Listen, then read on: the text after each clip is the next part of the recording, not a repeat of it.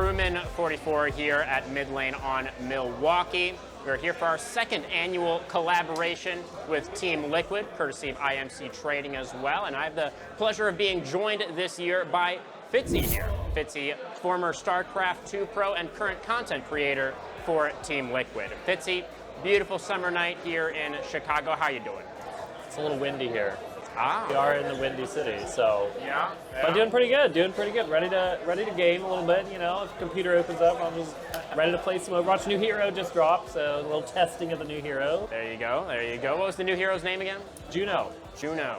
Right. Yeah, but Yeah, it's very crowded here at Midlane tonight, but hopefully, I mean, surely we will be able to get a computer available for you later on. I feel pretty confident about that. But, you know, have you spent much time in Chicago? Are you familiar with our city of wind at all? second time here, Okay. and you know, I had to go see the Bean, and I had to get some deep dish. Yeah. Yeah. Not quite pizza. I mean, it's pizza, but like, it's more. You gotta eat it with a knife, you know, fork and knife. So. I think. Pizza, you're good. Yeah, yeah. And then you know, it's just basic. I had what was it, Illuminati's? Oh, classic. Yeah, yeah. Very nice. Had to do that, and then I walked out to what was it, the pier. Mini pier. Yes. Did a lot of walking, Yeah. but it's okay. It's walkable, so. It is, I think, a relatively walkable city. But enough about Chicago. Let's get into the real meat of it, the video games, what you all really want to hear about.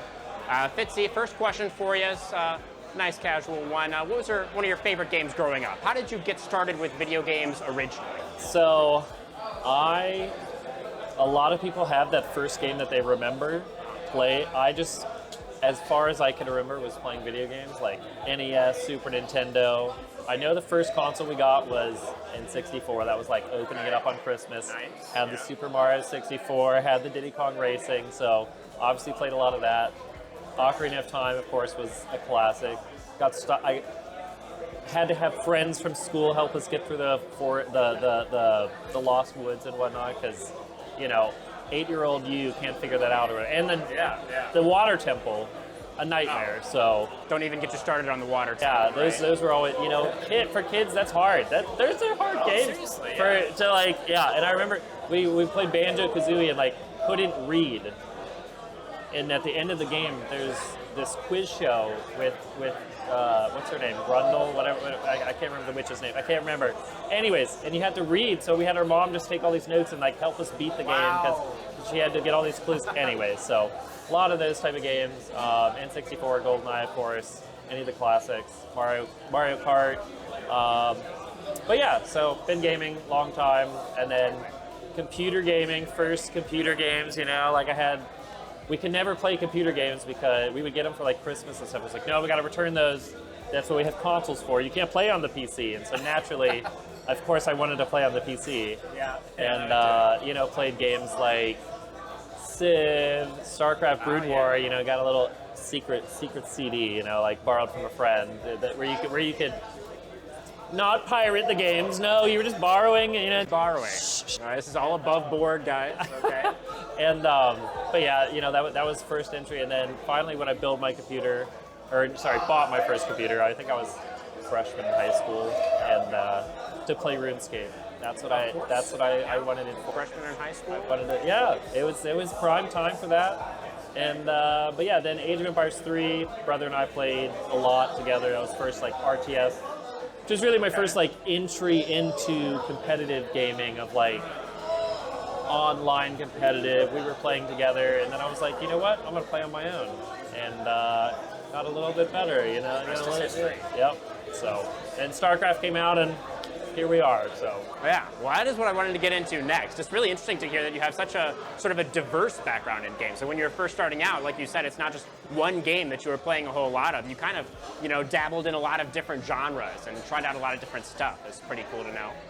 Yeah, I mean, I started in StarCraft. That was definitely, like, loved RTS, loved the strategy, and, you know, Team Liquid was around then, and it was like, that was the team. It was like Team Liquid, EG, a couple other teams that aren't really still around anymore, you know, anyways, but Team Liquid was like, you didn't want to be partnered on Twitch, you wanted to be partnered on TeamLiquid.net.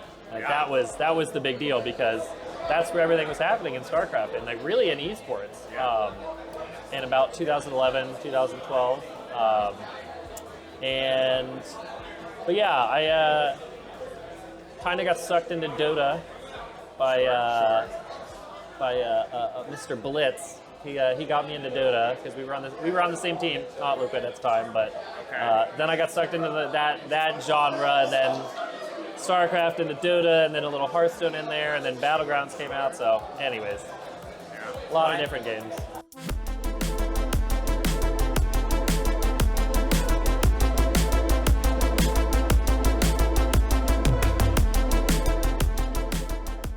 I wanted to ask you in a little bit more detail about your esports experience, your history as a pro player. I'm kind of a big esports guy myself. It's something that I really enjoy. So your start as a public figure in gaming was kind of when you became a StarCraft 2 pro. So that's fair to say? How would you describe yourself as a pro player? When you were playing competitively, what would you say is? So the way I play games and still play games is very like, I don't follow the meta. I make my own strategies, do my own thing. So when someone's playing against me, it's like, it's very different. Like it's not the standard, like we're having a standard game, here's how the game flow is gonna go. So in the StarCraft days, I would mass queens, that's what I did. But I like finding out my own strategies for games, learning how can I make a strategy that's fun for me, a little unique, and just my own style, do my own thing. So in the pro scene, I went when the first, I don't know if it was the first WCS, I think it was, of StarCraft. There was in the Americas, I qualified, got top 16 in that. I lost to Idra, a legendary StarCraft player, of course, and then went into the the NA, or I guess it was all of Americas. I don't know. I know it was Canada, US, and Mexico was my run, and I was the 32nd seed out of 32.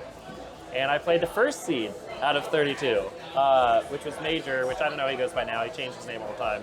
Okay. And so I was on, this was first time I'm like, nah. Anyways, under pressure, played, I'm down, I'm supposed to lose, and then I went 2-1. Knocked him to the lower bracket. He came back all the way and got third.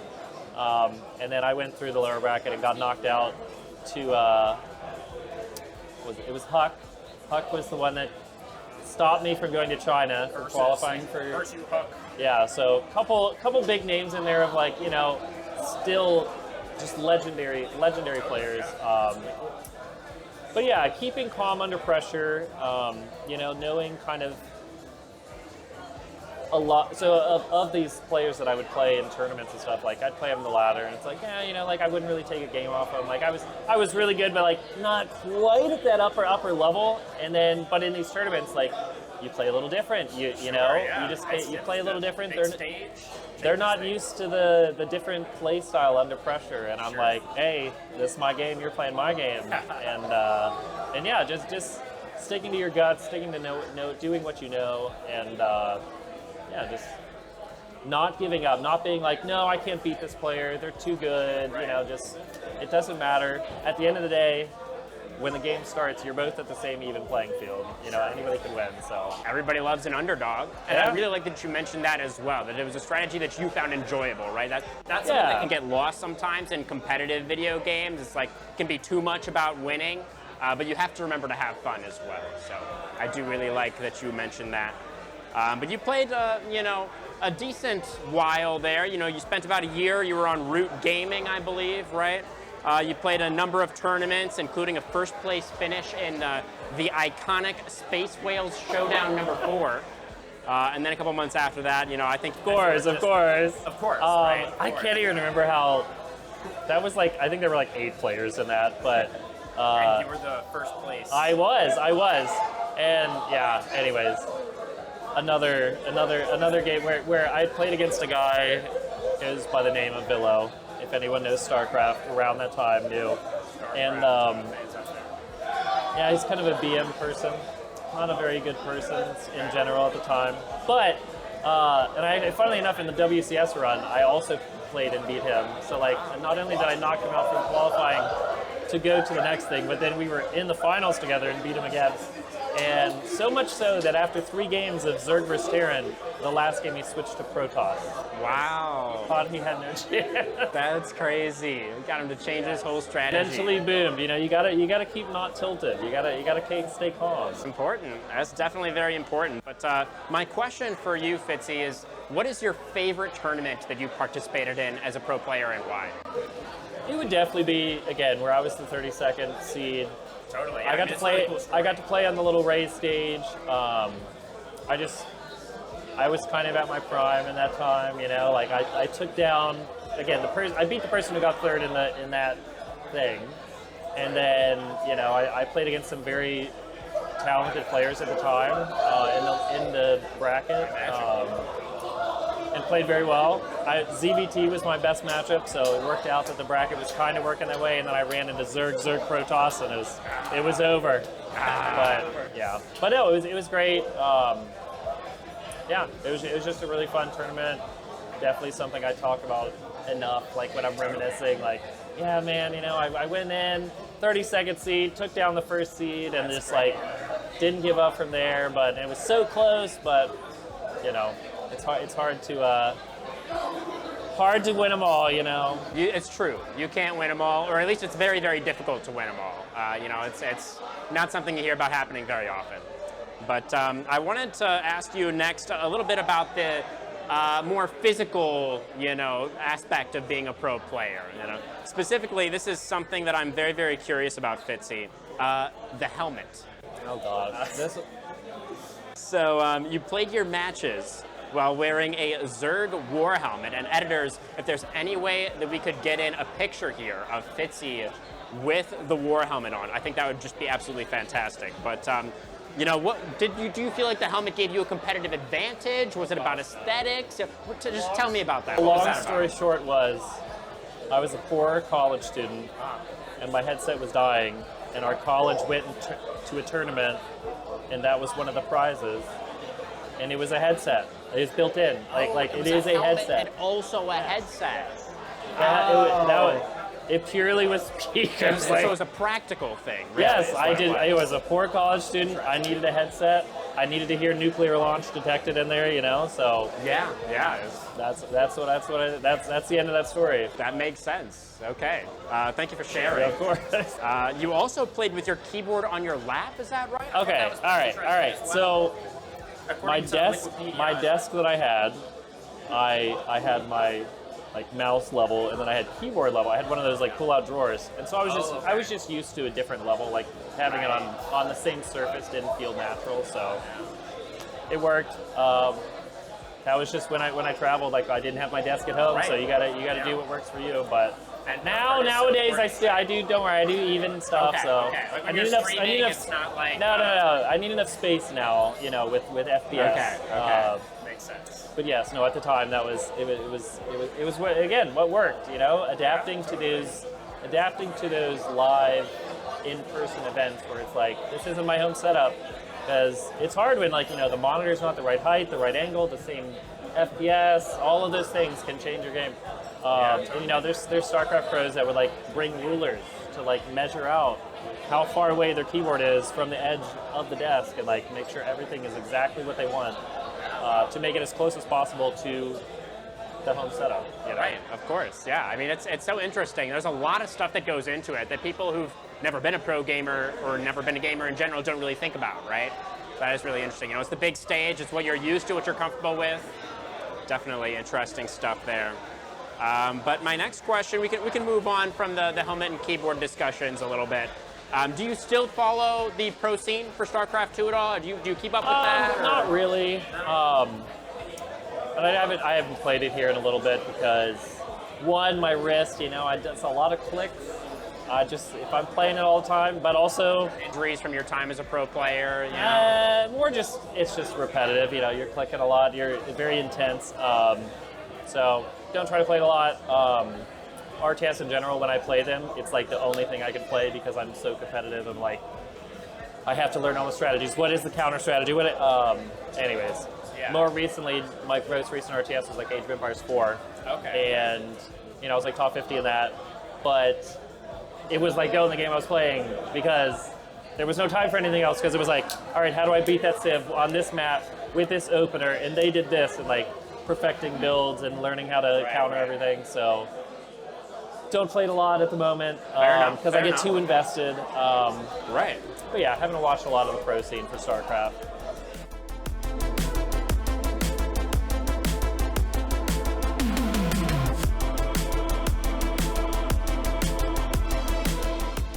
Do you follow the Overwatch competitive scene? Also haven't watched. No, not so much? More of the content creator side. Yeah, totally, fair enough. I'll watch some of my fellow content creators, see what, sometimes there's, fun little tournaments and stuff we do. But honestly, it's, as a content creator, finding the balance between, like, you have work life and you have not work life, that you want to kind of do something, you don't want your entire being to be revolving around one thing. So when you finish streaming, it's like, all right, let's decompress here. And there's also like, I'm not trying to, at the moment, be the best. Like, what's the meta strategy? How do I do this? I'm competing. I'm trying to be the best. Got to learn what's the weaknesses of all the teams. How can I, take advantage of that when we play them? But I'm not playing against them, so I don't need to learn all of those advantages and stuff. Right. That makes sense, yeah. It can definitely be a lot, right? If it's your full-time job, playing video games, then trying to like do that and then still find enjoyment with that and then follow the competitive scene on top of that, I could definitely see how that would get to be a little bit too much. So fair enough. I did want to offer a quick shout out to TL Clem, Team Liquid StarCraft player who did win ESL Winter. I did see that. Shout out to you, Clem. Good stuff. But what initially drew you to Overwatch specifically? And what do you like about the game that's kind of kept you around for so long? So you've been playing Overwatch for how long now? Like 4 or 5 years? 2016, so when it came out. 8 years, yeah, ever since it came out, wow. What was it about it? So I played StarCraft, that was strategy. Yep. Then I moved on to Dota, that was more the MOBA. Never played really an FPS, like I growing up did GoldenEye, played a little Halo with my brother, but not like on a PC, I didn't play the Counter-Strike, the TF2 or whatever, because some of the pros came like TF2, and yeah, that was my first FPS on computer, or PC. And so, played Dota, so then it was like, oh, this is this hero ability shooter that's not, I don't really like realistic stuff necessarily. So when it's like super realistic, like things like Counter-Strike, kind of, or yeah, they're more like, so it was this world that was, first of all, it's Blizzard. I like Blizzard games in general. And then it was that like, fantasy kind of, but still real, like, we're playing on real maps and the future in theory. But yeah, ability shooter, not as much shoot, more of you can play your own style a little bit and adapt. So yeah, the MOBA aspect of it, definitely, the abilities, the teamwork, there was a different strategy to learn. But I can still apply those like skills that I've learned from previous games and take them into Overwatch. A lot of people are playing in a first-person shooter. I actually am visualizing it like top-down, like StarCraft, and seeing like now 5v5 where like, okay, here's where everybody is. I need to be here to push them to manipulate their positioning to help my team take care of it. Again, less FPS mode and more of like overall game mode. And there was heroes in the game that allow me to do that. So yeah, that was pretty much it. I wanted a new game to play. It was fun to learn in FPS because my aim was terrible for a very long time. Still is not my shining star. It's decent. I won't deny it's decent, but definitely it's not like that's what's carrying me. It's still like the strategies, the mind games, whatever it is. Makes sense.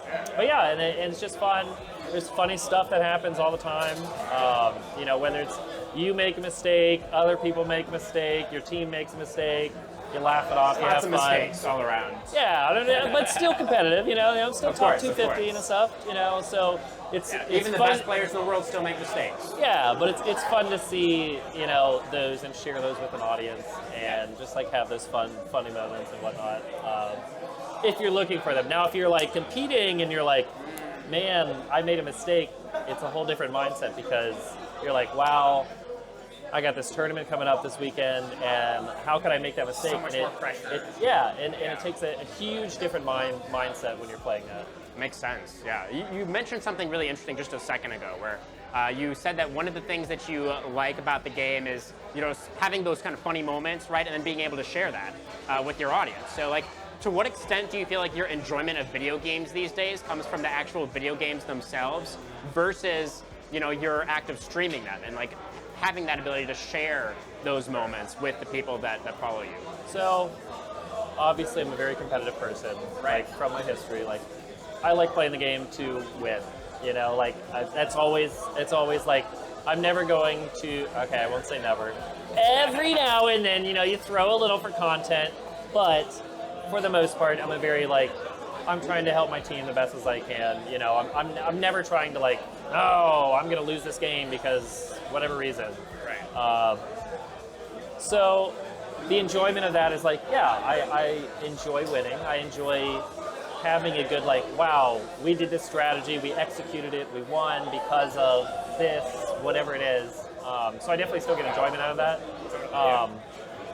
But to be able to share that with people, and, like, I will say the bad things that happen are, like, you can be like, dang it, like, you can laugh it off to yourself, but, like, when you make a mistake and then there's 1,000 people watching, you're like, no, don't look away, and, like, you can just laugh. It helps you kind of de-tilt.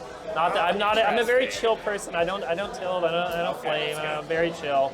But a lot of that is because I can, like, share those moments, That's good. And that goes for anything outside of gaming too. Like, you spill a drink and something, and it's like, gosh, let me just tweet that out.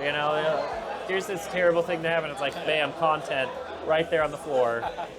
But yeah, but my enjoyment in games still comes from executing something well and having a big play where your teammates are like, yeah, wow, we got that. Like, it was a close game. We pulled it through. We clutched. That still is great. Totally. This has been Life Lessons with Fitzy, how to take tilts and manage that in your everyday life. Very, very important, guys. Just tweet it out to your friends. Have them laugh at you. You have to be able to laugh at yourself. It's true. It's very true. Very, very true. But currently, what you're up to these days, you are a content creator for TL, as we briefly mentioned earlier. You're mostly streaming Overwatch 2. You've got the regular streams. You've done some parody videos. I saw a few years ago you tried some, like, short-form content as well. You called it Fitzy Weekly, where you basically did, like, you are doing Fitzy Weekly. Excellent. I really liked that. It's like highlights from your stream, right? It's like compilations. If I'm playing a lot of Overwatch, I've taken a little hiatus past few months. I've been having some, like, eye issues and stuff, so it's been more of a Fitzy monthly, as my viewers like to remind me. They're like, Friday, where's the video? And I'm like, guys, I haven't played enough recently. So, but yeah, I do that every Friday. But yes, I do that every Friday, where it's just a highlight video of the funny moments, the good moments, a little mix of different things. And then I have done some parodies. I do enjoy, making a little singing enough, like, I'm not perfect, but, like, good enough that it's like my ears aren't bleeding listening, and just fun, because there honestly isn't a ton of that in the Overwatch space. So that's just taking something that, like, I'm passionate enough about that I can share. And then, what was the other content? What was the other part of the content question? I don't know. Well, I was about to mention your educational content as well, where you do, like, a lot of analytical stuff. I saw you did a video about the Sombra. She had, like, a little bit of an adjustment recently. She's had so many changes, but yeah, I've done not as much recently. Done a lot of educational guides, but I do like doing educational stuff. Yeah, having just the how to play, because so many people are like, I don't understand how to play Sombra because my teammate flame me and that's it, And sometimes they're right, you are being terrible at Sombra, but sometimes, you have to determine that for yourself. But yeah, some of the content there. For sure. It's a good variety that you've got. I wanted to ask, what is your favorite kind of content to make, and why is it that one time that you destroyed XQC in solo queue? That was just a video, I put up. It was classic XQC, doing classic raging stuff. What about plans for the future? What can Fitzy fans look forward to? What do you have in the works for us? More Overwatch. Like I said, I haven't played Juno yet, but looking to play Juno. Does seem like good with and against Sombra, so I'm always coming back to the Sombra content. The past year I played Baldur's Gate. Never played any of that type of game. I got to play the Elden Ring DLC. I haven't played it yet. I played Elden Ring, but not the DLC yet. Okay. Again, that was like a first Dark Souls experience, so I had never Wow, yeah. experienced that. That's really cool. You experiment with so many different types of games. That's something else we talked about earlier as well. Something I learned with doing content was, obviously a lot of people watch for Overwatch. I can continue doing Overwatch over and over again, but being able to branch out and not miss out on large titles. I played Breath of the Wild when it came out. Oh, nice. Or sorry, Tears of the Kingdom. Oh, yeah. Because that came out about this time last year. Right. I'm trying to think what other games, but if there's like a game that's kind of a little more popular, like a popular enough title, and my chat's like, hey, we'd like to see you play that, then I try to branch out a little bit. I know I've played some Overwatch, been playing some Hearthstone. Dude, I play more off stream, but occasional game will get on the stream. And then I know like Marvel Rivals is coming out, so I'm looking forward to playing that. So that's kind of what's coming out. Maybe Elden Ring DLC, Marvel Rivals, Overwatch, of course, and any other big titles that come up. Then sounds great. And he's taking suggestions as well, it sounds like. So guys, make sure you get into the Twitch chat there. See if you can convince him to play your favorite game. But that's pretty much it from me. Fitzy, do you have any shout-outs or any words to your fans here? Shout out Team Liquid, of course. IMC, of course. We're here with Team Liquid and IMC, so glad to be here. Gonna go. Hopefully, play some Overwatch against some of these guys. Maybe with them. Can't beat them too. No. More of a team game. So, but yeah, it's gonna be a good time tonight. Looking forward to it. Absolutely. That's going to be Instagram is @Fitzyhere for this guy. You can find him at twitch.tv/Fitzyhere. We're going to have our Discord and Instagram for MIDLANE Esports as well down in the video description. Make sure you guys follow us there. Big thank you, like Fitzy said, to Team Liquid and IMC Trading for setting up this whole event. Thank you to our beautiful venue, MIDLANE Esports. Thank you to Fitzy very much for joining us today. Of course. And thank you, viewers, for watching. We'll see you in the next one.